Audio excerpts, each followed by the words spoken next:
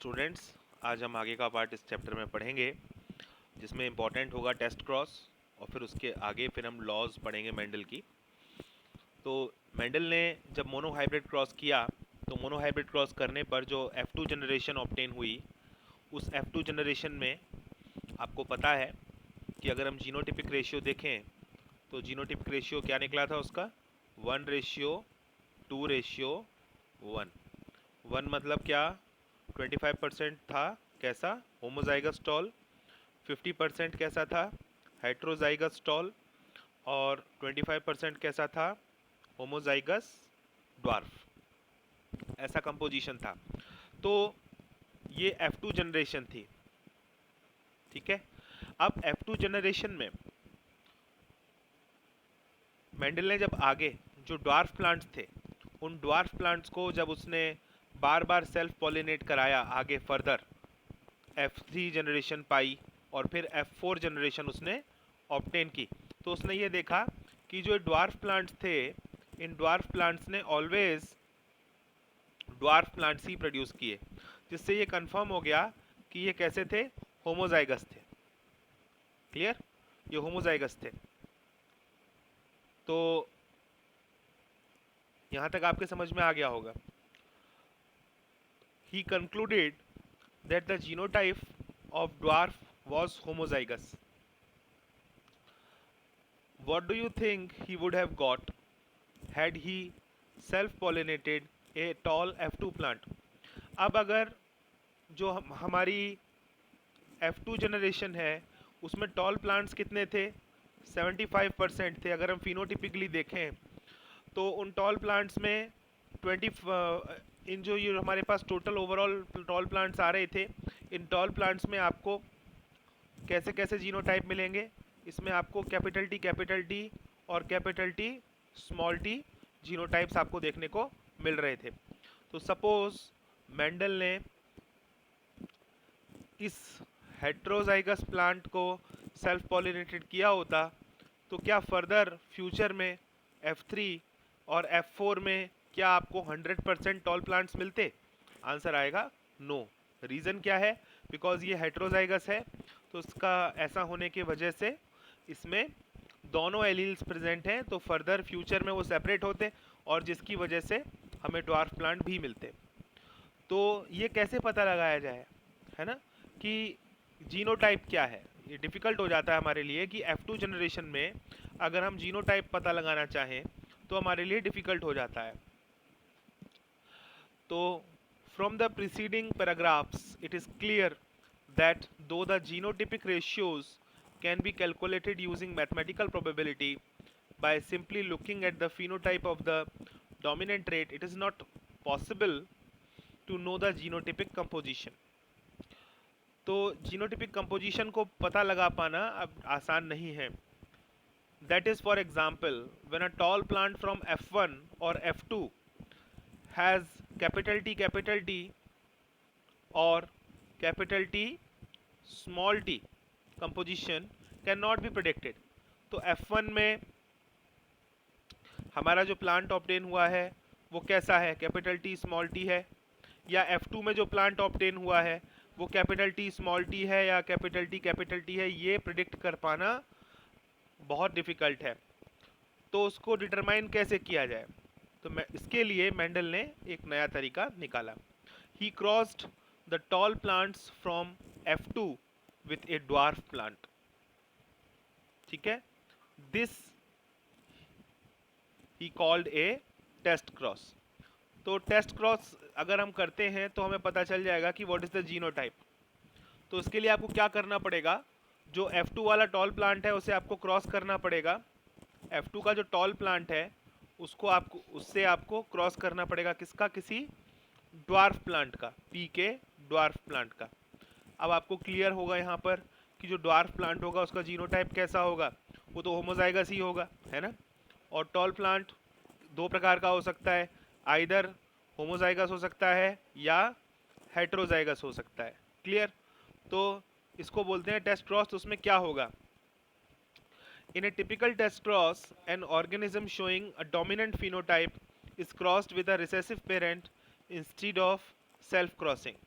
The progenies of such a cross can easily be analyzed to predict the genotype of the test organism. तो अब हम अगला figure देखेंगे और हमको समझ में आएगा कि कैसे ये वर्क करेगा.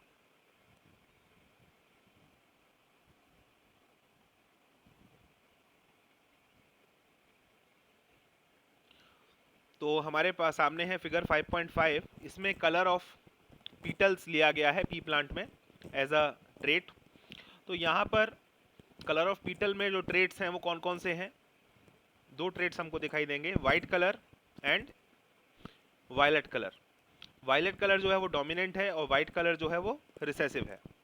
तो अब यहाँ पर क्या हो रहा है देखिए, F2 का जो अपना प्लांट है वो दो कैटेगरीज का हो सकता है.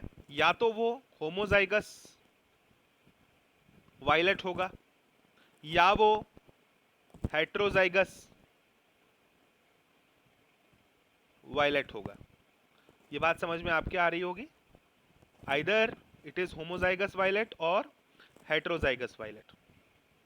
तो देखिए ये रहा हेट्रोजाइगस वायलेट और ये रहा होमोजाइगस वायलेट.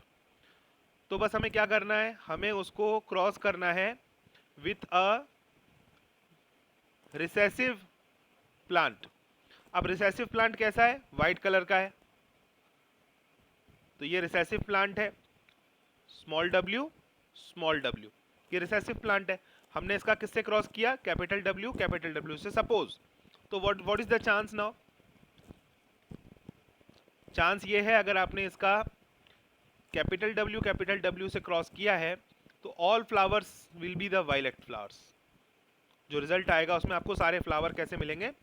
वायलेट मिलेंगे. जिससे ये आपका फाइनल कंपेयर हो गया, आंसर आ गया कि जो पेरेंट था हमारा वो होमोजाइगस था.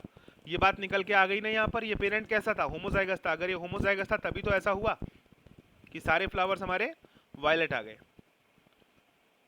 इसके लिए पन्नेट स्क्वायर का यूज किया आपने. ये सेपरेट हो गए alleles during the time of gamete formation. और आप देखो, ठीक है ना. तो इस तरीके से आप निकाल सकते हो. तो ये गैमेट्स हमारे सेपरेट हो गए, यहाँ भी गैमेट सेपरेट हो गए. फिर पन्नेट स्क्वायर का यूज कर लिया तो W small w and capital W ये रहा. ऐसे ही capital W small w, capital W small w, capital W small w. तो इस तरह से यहाँ पर हो गया. अब दूसरा केस क्या है? Second case, it can be this flower can be heterozygous violet. तो उस केस में क्या हो सकता है? Capital W small w. यहाँ पे ये जीनोटाइप हो सकता है. और फिर इसका आपने किससे क्रॉस करा दिया? सिंपल बात, आपने इसका क्रॉस करा दिया रिसेसिव प्लांट से. तो फिर देखो क्या आया अपने पास रिजल्ट? 50% फ्लावर्स वायलेट, 50% फ्लावर्स वाइट. तो इससे हमें क्या समझ में आया? Unknown flower is heterozygous. मतलब हम समझ गए, अगर हमारा जो F2 वाला प्लांट है, F2 वाला प्लांट जो है अगर वो हेट्रोजाइगस है तब क्या रिजल्ट आना है? अगर हम इसका क्रॉस करा दें ड्वार्फ पेरेंट के साथ, ड्वार्फ नहीं सॉरी रिसेसिव पेरेंट के साथ अगर हम क्रॉस करा दें तो क्या आंसर आने वाला है? 50% करेक्टर्स आने वाले हैं. 50% आपको ड्वार्फ आपको रिसेसिव करेक्टर मिलेंगे और 50% आपको डोमिनेंट वन मिलेंगे. जैसे कि 50% यहाँ वायलेट मिले और 50% आपको वाइट मिले. तो हमें समझ में आ गया टेस्ट क्रॉस. टेस्ट क्रॉस करना है, क्यों करना है? What is the objective? To know whether the F2 plant is homozygous और हेट्रोजाइगस. तो उसके लिए क्या करना है? Just cross it with the recessive parent and then if you get the 100% dominant character in the result, then the flower or then the plant you have selected is the homozygous dominant one. And if you get 50% dominant character and 50% recessive character, then the flower you have selected or the plant you have selected is heterozygous. So by that way we came to know about the genotype of the F2 plant. So I think this is clear. Based on this observation on monohybrid crosses, Mendel proposed two general rules to consolidate his understanding of inheritance in monohybrid cross. तो monohybrid cross को समझने के बाद Mendel ने दो rules बनाए. ये rules क्या कहलाते हैं? ये लॉज ऑफ इनहेरिटेंस कहलाते हैं या प्रिंसिपल्स ऑफ इनहेरिटेंस कहलाते हैं. इसमें पहली लॉ है लॉ ऑफ डोमिनेंस और दूसरा है लॉ ऑफ सेग्रीगेशन. तो इनको समझते हैं one by one. First, law of dominance. Characters are controlled by discrete units called factors. तो मेंडल ने क्या कहा कि जो भी कैरेक्टर्स हैं उनको कंट्रोल कर रहा है फैक्टर.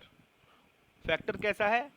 डिस्क्रीट यूनिट है, यानी एक अलग उसकी आइडेंटिटी है.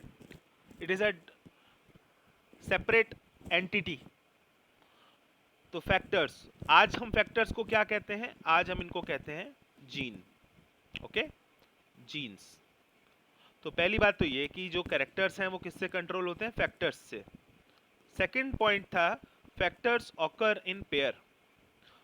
जो फैक्टर्स हैं वो पेयर में होते हैं. ठीक है ना? तो उसने उसके लिए क्या किया? Capital T capital T, capital T small T, small T small T, like that उसने हमेशा पेयर में रखा फैक्टर्स को. Third, in a dissimilar pair of factors, यानी ऐसा, one member of the pair dominates the other. तो जो dominate करेगा वो क्या कहलाएगा? डोमिनेंट. और जो डोमिनेट हो जाएगा, जो अपने आप को एक्सप्रेस नहीं कर पाएगा, वो क्या कहलाएगा? रिसेसिव कहलाएगा. The law of dominance is used to explain the expression of only one of the parental characters in a monohybrid cross in the F1 and the expression of both in the F2.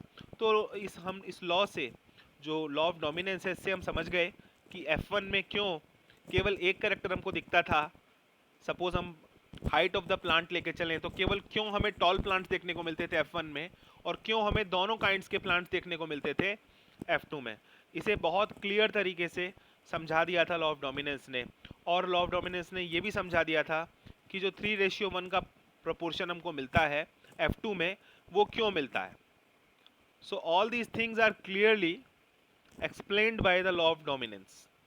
Second law is the law of segregation.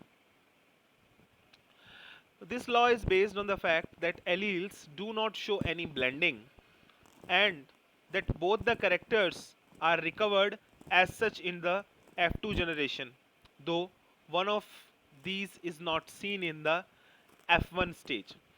इस law का को बनाने का आधार यही है कि जो alleles हैं, जैसे कि capital T and small T, अगर ये साथ में आ जाएं किसी प्लांट के अंदर, जैसे कि हमको पता है हेट्रोजाइगस जो प्लांट्स थे उनमें दोनों साथ में थे, तो ये आपस में मिलते नहीं हैं, ब्लेंडिंग नहीं करते हैं, ये दोनों आपस में मिलके कुछ नया नहीं बनाते. और ये दोनों के दोनों क्या कर सकते हैं? Both of these characters are recovered as such in the F2 generation. ये F2 जनरेशन में अलग अलग हो सकते हैं और अपना जो एक्सप्रेशन है वो भी शो कर सकते हैं. चाहे F1 में इनमें से कोई एक अपना एक्सप्रेशन शो ना कर पा रहा हो, लेकिन अगर ये अलग हो जाए F2 जनरेशन में तो ये अपना एक्सप्रेशन शो कर सकता है. दो the parents contain two alleles during the gamete formation, the factors or alleles of a pair segregate from each other such that a gamete receives only one of the two factors. तो इसीलिए आप जब Punnett square में करते थे, suppose parent हमारा ये था, इसका क्रॉस किसके साथ हो रहा है? हमारा पेरेंट है सपोज टॉल पेरेंट है और क्रॉस किसके साथ हो रहा है? ड्वार्फ पेरेंट के साथ हो रहा है. ठीक है, तो हम क्या करते थे? गैमेट फॉर्मेशन करते थे. और गैमेट फॉर्मेशन में हम क्या करते थे? ऐसे बना देते थे, अलग कर देते थे अलील्स को. तो अलील्स को अलग करने के पीछे कौन सी लॉ है? Law of segregation. It means कि जो हमारा गैमेट है, सपोज एक गैमेट में ये चला गया और एक गैमेट में ये चला गया. इधर स्मॉल जो ड्वार्फ प्लांट है उसमें एक गैमेट में स्मॉल टी चला गया, दूसरे गैमेट में स्मॉल टी चला गया. इसका मतलब एलील्स क्या हो गए? सेपरेट हो गए. तो a homozygous parent produces all gametes that are similar. while a heterozygous produces two kind of gametes each having one allele with equal proportion। तो अब यहाँ पर इसमें लॉ ऑफ सेग्रीगेशन के अनुसार एक होमोजाइगस पेरेंट के जो गैमेट्स होंगे वो कैसे होंगे। देखिए, अगर गैमेट्स में एलील सेपरेट होते हैं तो एक गैमेट ऐसा और एक गैमेट ऐसा, क्या ये दोनों गैमेट एक जैसे हैं? बिल्कुल एक जैसे हैं, तो मतलब एक ही काइंड का गैमेट होगा, है ना। और अगर एक हेट्रोजाइगस पेरेंट आप देखेंगे, कैपिटल टी स्मॉल टी, तो यहाँ पर गैमेट्स जो होंगे वो दो प्रकार के होंगे, 50% कैपिटल टी वाले होंगे और 50% स्मॉल टी वाले होंगे। तो this is the law of segregation. तो आपको ये दोनों लॉज समझ में आ गई होंगी। अब चलते हैं आगे। अब हम नया कंसेप्ट पढ़ेंगे, that is the incomplete dominance. तो इनकम्प्लीट डोमिनेंस को पढ़ने के लिए थोड़ा सा हमें चेंज करना पड़ेगा अपनी अंडरस्टैंडिंग को।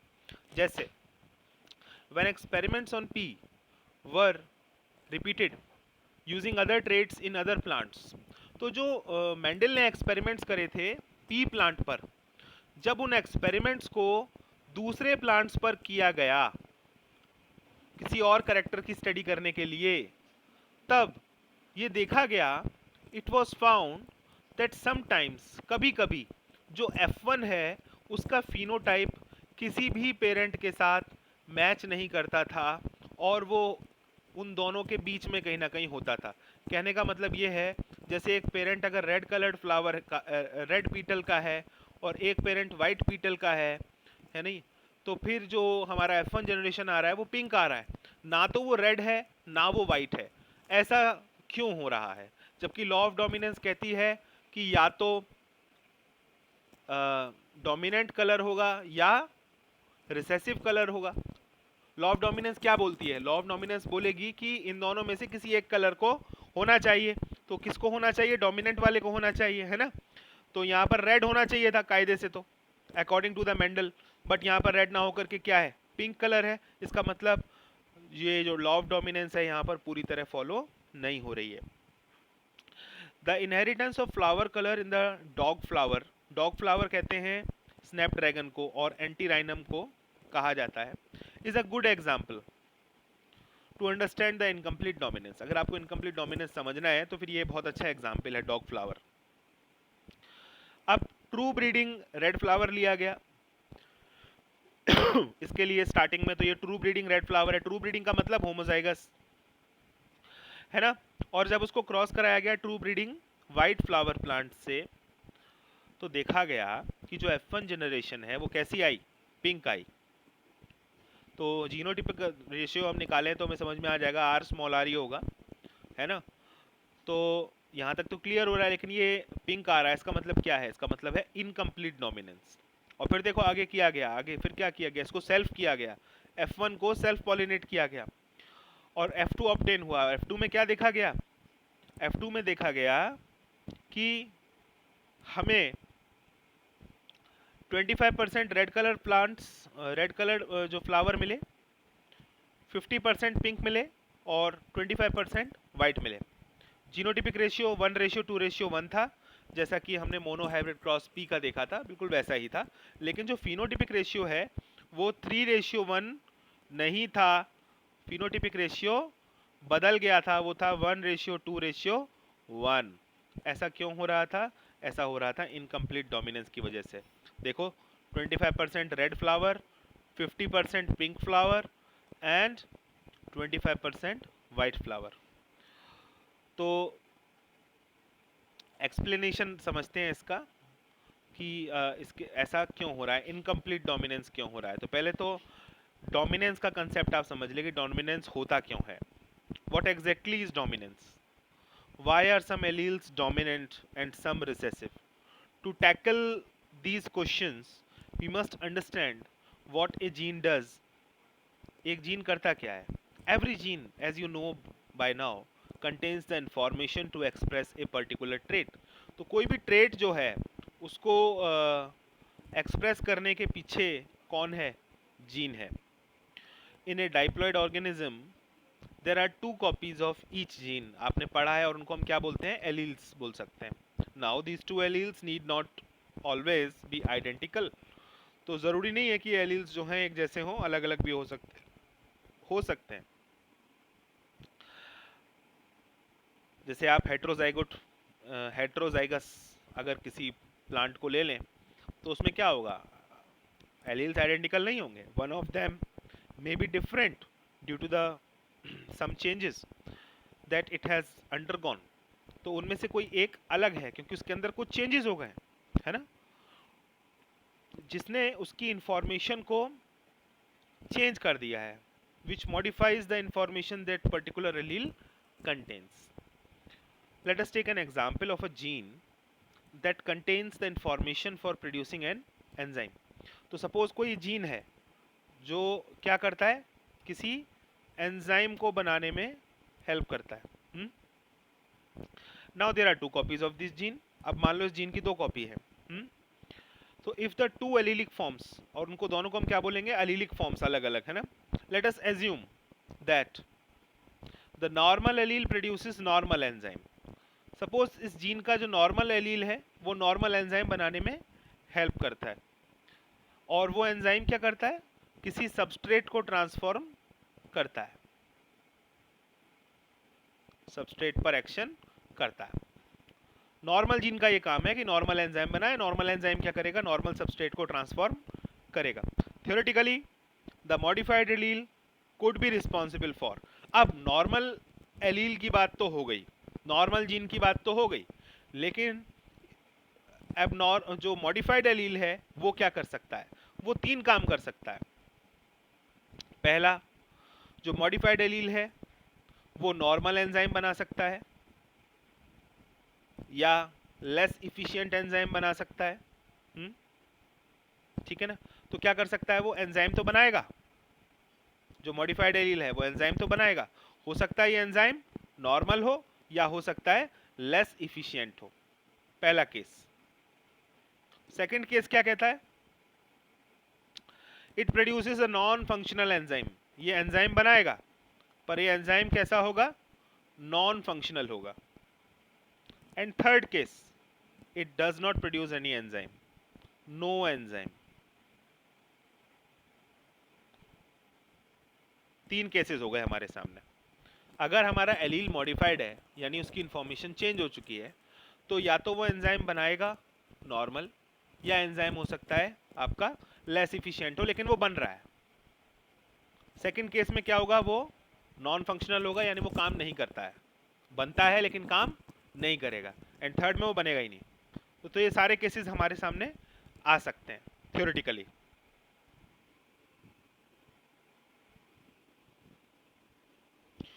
तो जो हमारे सामने फर्स्ट केस था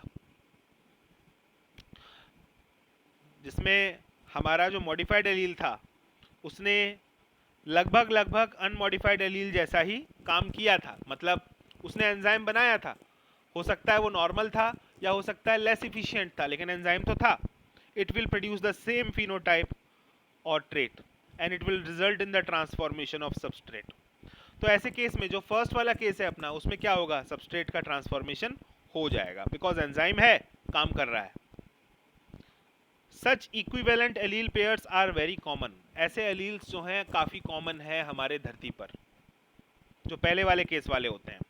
but if the allele produces a non functional enzyme, second वाला केस, अगर नॉन फंक्शनल एंजाइम बनाया है एलील ने तब क्या होगा, या थर्ड वाला केस, उसने बिल्कुल एंजाइम नहीं बनाया है तब क्या होगा, the phenotype may be affected. The phenotype will only be dependent on the unmodified allele. तो ऐसे केस में अब हमारा phenotype कौन से एलील पे डिपेंडेंट है, अनमॉडिफाइड एलील पे डिपेंडेंट है, क्योंकि मॉडिफाइड एलील तो अपना काम कर ही नहीं रहा है। वो जिस काम के लिए बनाया गया वो मॉडिफाई हो चुका है, तो वो अब वो काम नहीं कर रहा है। The unmodified allele which represents the original phenotype is the dominant allele and the modified allele is generally called the recessive allele. तो जैसे t स्मॉल t के केस में हमारा ये अनमॉडिफाइड एलील है और ये मॉडिफाइड एलील हो गया।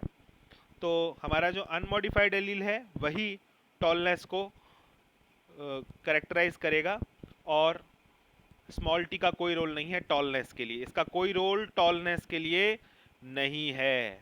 क्लियर? क्योंकि ये पूरी तरह बदल चुका है। Hence, in the example above, the recessive trait is seen due to the non-functional enzyme or because no enzyme is produced. तो जो recessive trait वो क्यों दिखाई दे रहा है?